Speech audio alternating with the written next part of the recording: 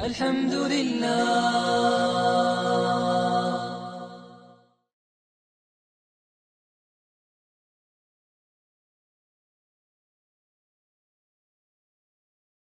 Judaism accepts hypocrisy as natural. Belief waxes and wanes.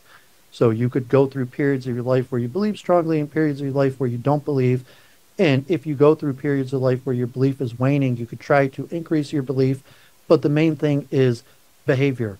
And, so I'm not sure. I mean, my understanding Islam, even says hypocrisy is the trait of the Jew.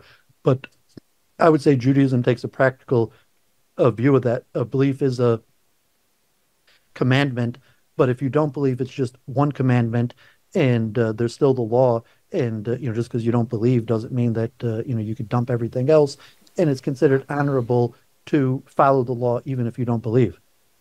How can you follow the law if you don't believe in God? Well, it's simple. He's saying, like, I don't feel like I believe today, so I'm going to go pray. I mean, it's Dennis Prager's famous statement when he was a kid, and he told his rabbi, I don't want to pray today, and he said, well, so what? Go pray. And saying that, well, okay, I don't believe in God today. I still went through the motions and said the prayers and did my rituals. And if it's moral, ethical behavior, and that if Islam calls that hypocrisy, Judaism says that's honorable. I don't know, that phenomenology doesn't really make sense to me. Like, if you don't believe in God, but you're just going through life praying and fasting and giving charity, then yeah, you're a hypocrite because your actions have no value. There's no faith. Like the core of the religion is faith, and the rest of it are branches of faith.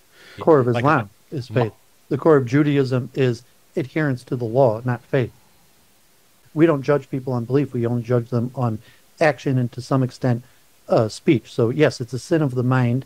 Idolatry, there's actually making an idol, bowing to an idol, serving an idol, and then there's idolatry of the mind, and that's also sinful, but it's so to say one sin, and it's not fundamental. So it's like, oh, you broke this one, the most important of all sins.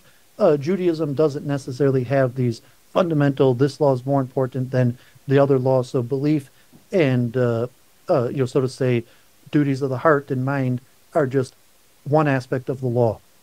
Can you just give me an estimate, like percentage-wise, what percentage of Orthodox Jews are atheists?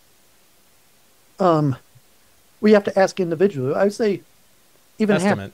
Even half. And Half? I would say even half.